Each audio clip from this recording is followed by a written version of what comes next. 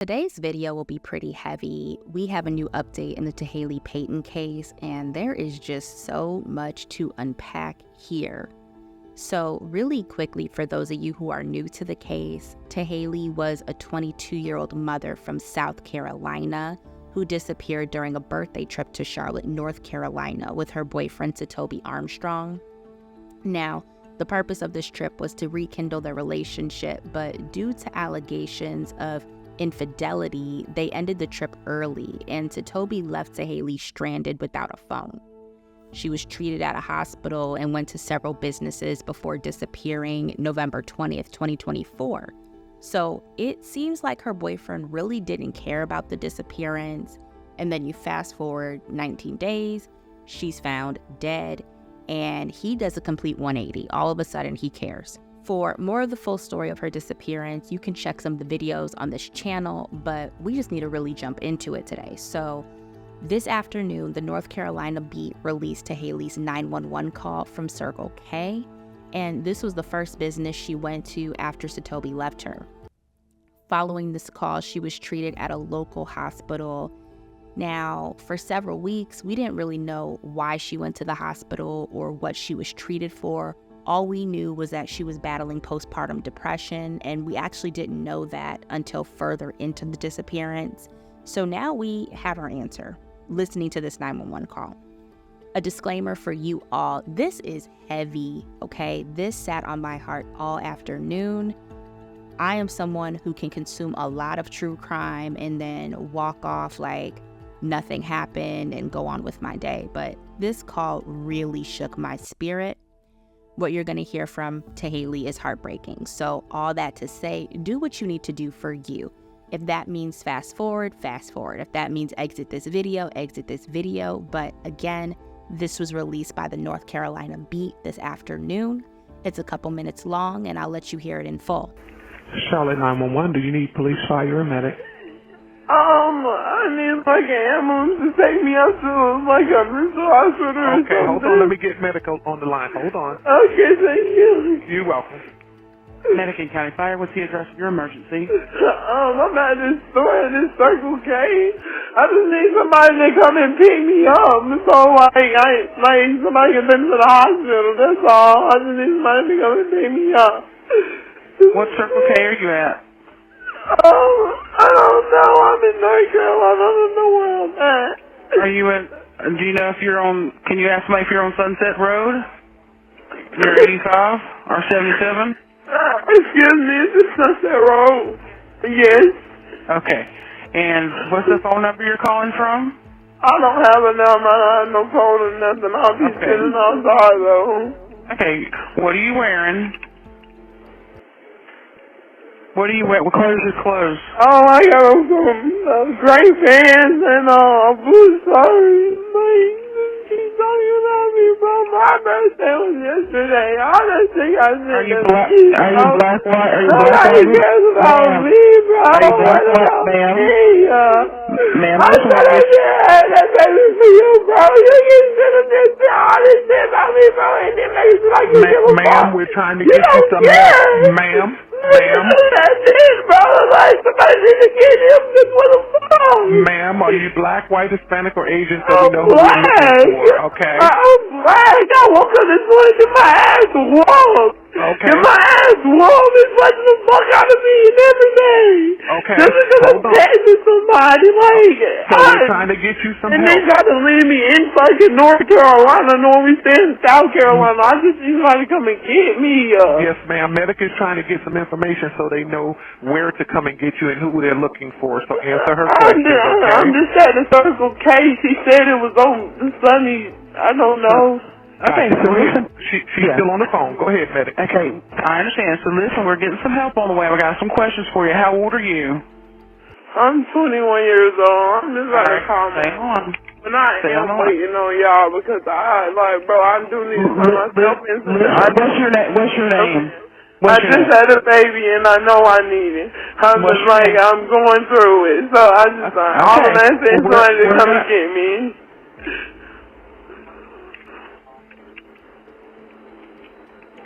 Okay. All right. When did this happen? This just happened this morning because it was like he went to sleep. I got an attitude because he went to sleep. I was going through his phone, and it was just like a whole bunch of girls. On my birthday, sitting up there telling me it's so embarrassing, bro. You understand? They sent me my birthday. He said I'm not nothing else. Is he still nearby? Is he still nearby? Yes, he's still pull off. I'm going to try to y'all get here. Like I tell you. He pulled off in a car? Is that correct? Okay. Yes. All right, were any weapons involved? No, he just woke me up and started punching. Is there any serious bleeding? I don't know. Like my ear was bleeding. Okay, is the blood spurting or pouring out? No. Okay. Can y'all just come and get me? I'm going to call my mother to let her know what's going on because I'm in North Carolina. You're going to have a chance to call your mom. We need to get help to you, okay? Are you having any difficulty breathing? No. Okay. All right, we're sending a paramedic to help you now. Stay on the line. I'll tell you exactly what to do next. I'm going to tell you how to stop your bleeding. Okay. Medic, you still with me? I am, yes. Okay. Okay, she's a black female, gray pants, blue shirt. Yes. About 20 years of age. Yes, ma'am. Gotcha, 21 years of age. Yep. Okay. Gotcha. All right, we'll see you out there. Gotcha. Didn't I tell you guys we got a lot to unpack here? So here's some of the things I noticed during the call, okay? So she woke up, according to her, she was getting whooped on, okay?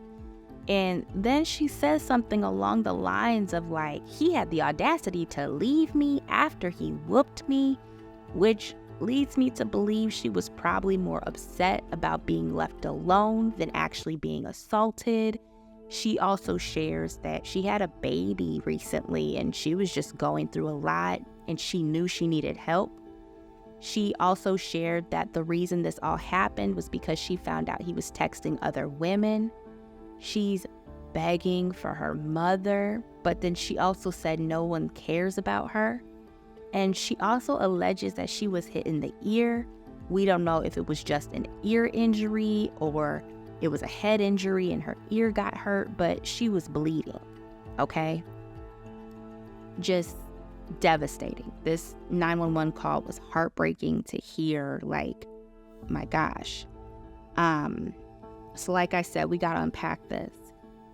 So on the call, she mentioned that she got whooped on in her sleep, and I don't know what their relationship looked like, but from my perspective, it didn't sound like it was the first time they experienced something like this.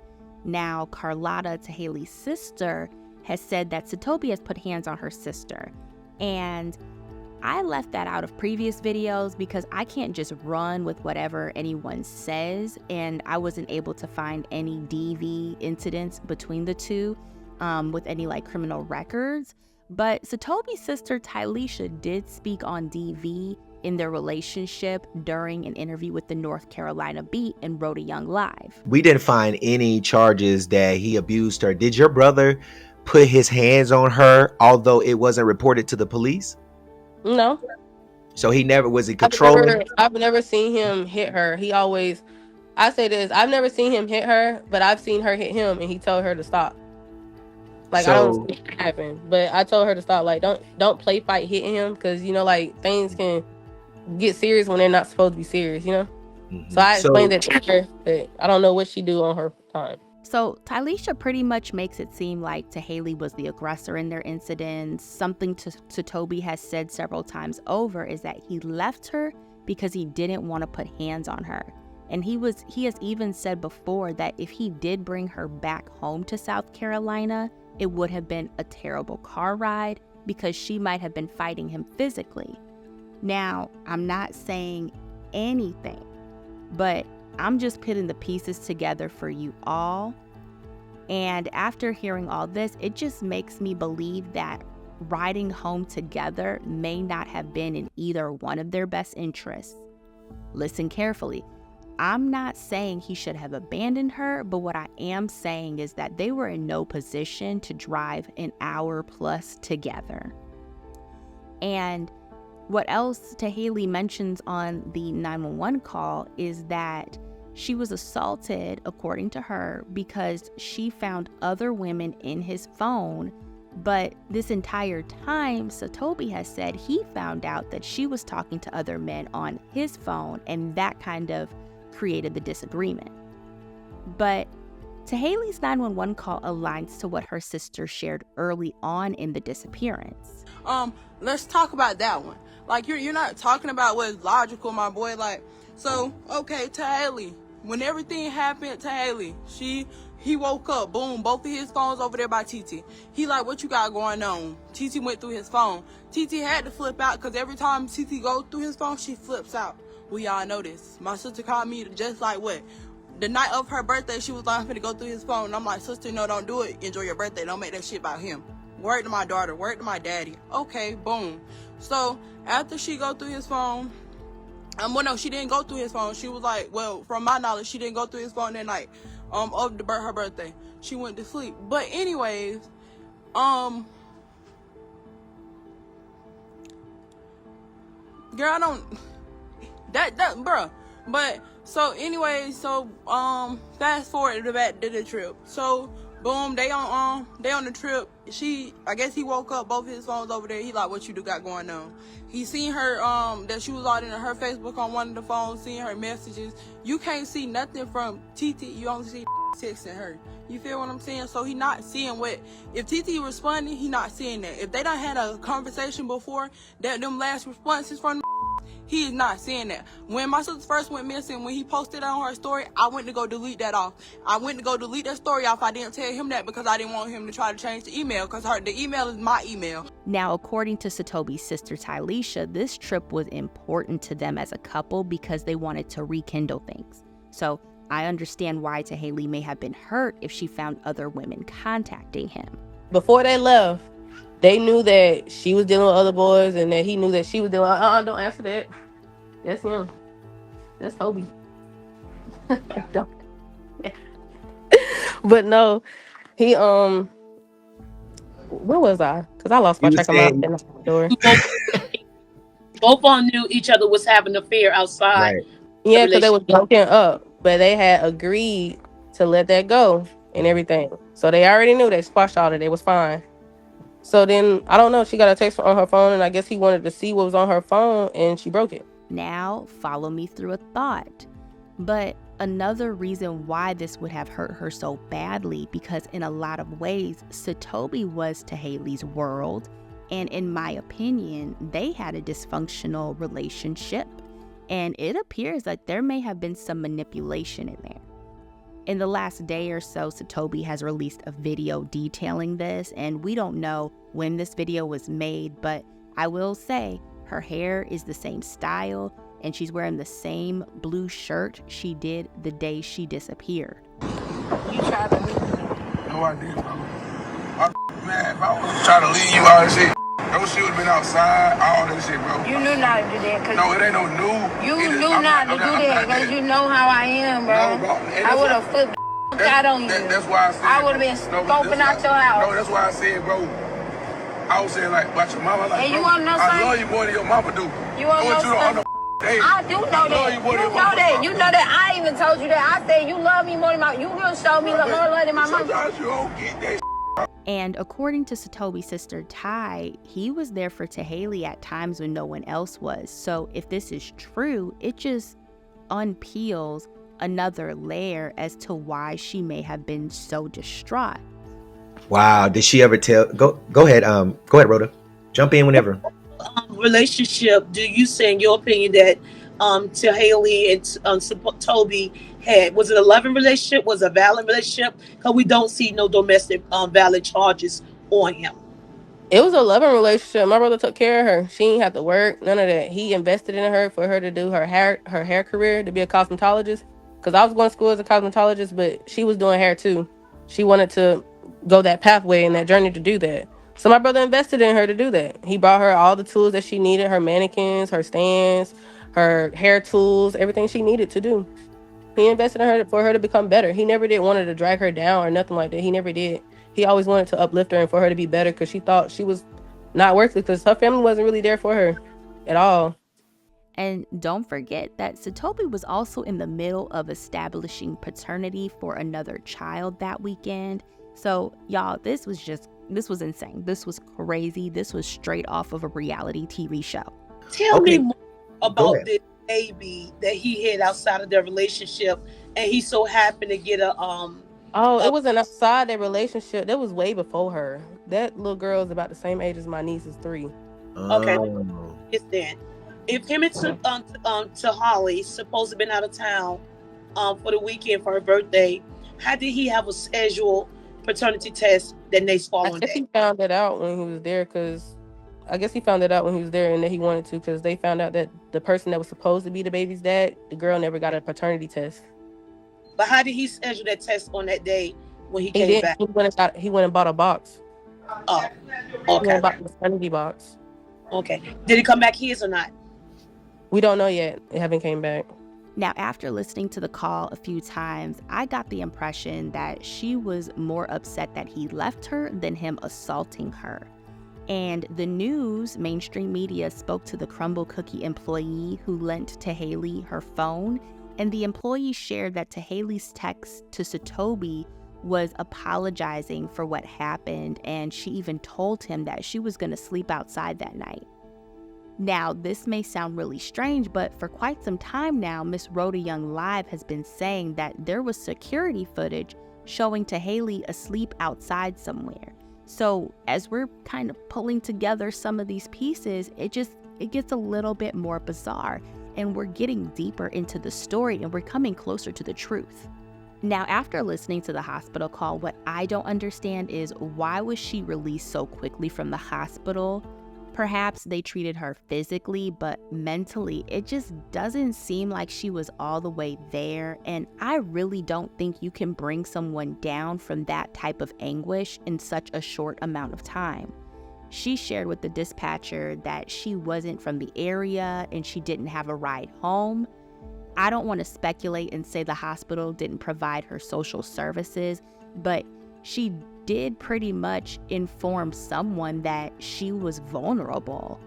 And what we do know is that she wasn't being very cooperative with the police at the Circle K, so there's really no telling whether or not she would have even allowed the medical staff to help her. But something that really, really stands out to me is she mentions that her ear was injured. If you recall in my last video where we had security footage from Target, she seemed disoriented. And many people online were saying she was under the influence of something, which is all speculation, but I said, no. I said, it looks like she was having a mental health episode of some sort. And then when I heard her ear was injured, I was like, man, I wonder if this was the result of a possible head injury, because she seemed disoriented.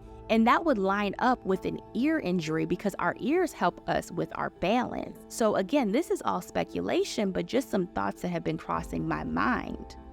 And one of the most heartbreaking pieces of this entire call was just hearing Tahaley basically saying that no one cared for her and she didn't really have anyone.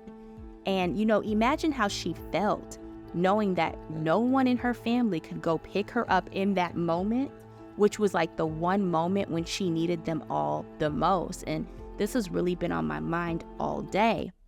And it made me think about all the times I see someone disoriented in the street, screaming, yelling for help, and I walk past them because I'm like, hey, I don't even know if me talking to you puts my safety at risk or in danger. It just feels like with everything we're pulling together, it's like we're watching her mental decline that day. Early in the day, she was in her right mind to call 911, which was the right thing to do. And then by early evening, she's talking about sleeping outside. And then late evening, she's at a Target without any of her belongings in a t-shirt. Like, she didn't have her sweater or her jacket. And it was like 40 degrees that night. And, Unfortunately, I think we lost to Haley that same night, and to know that her boyfriend has been incredibly insensitive, posting things continuously, days, weeks after she passed away, just breaks my heart because she already felt like she had no one. And it seems like now he cares because she's been found. And as I think about it more, just knowing she felt like she had no one, I look at the mainstream media who hasn't been on this case like they should have. And it just makes me wonder, does the mainstream media care about Haley? They keep talking about that girl who disappeared, but come to find out she went to Mexico. Or that man who left his family to go to Europe. Like, both of them left their lives by their own free will, and adults are allowed to go missing. So once we found out that these two people were alive and well, we should have focused all of our energy and all of our coverage on those who are truly missing. This right here, this is a little random, but it just made me raise my eyebrows. But Haley's family has been very vocal and active. So I was really shocked to see the best friend create a GoFundMe on behalf of the family, especially because Haley's mother had spoke to Miss Rhoda Young live and said that the best friend, Kaylani, does not speak for the family and doesn't necessarily represent them, and that any key details that get found should be going straight to the family and not given to Kaylani to distribute to the family. And the reason this all came out is because Miss Rhoda Young, one of her viewers, went into the Target store and told the security guard that she was Haley's cousin and that she wanted help finding her cousin. And the security guard gave the woman, the caller, Miss Rhoda's fan, the video footage of Haley at Target. And Miss Rhoda had shared that with Kaylani, the best friend. And, Haley's mother was just really heartbroken that, she was kind of the last to know. So all that to say, the family is going through a lot. We know how money gets in these types of situations. My opinion is that the best friend should have let them handle their own money and leave it at that. As I close, we continue to learn more about this case. A cause of death has not been released just yet, but in all the news articles, the public is asked to contact the homicide department, so that feels like an indicator that there may be some foul play here. I'll continue to keep you all updated, and if you like this content, please comment, like, and don't forget to subscribe. I will catch you all in the next one.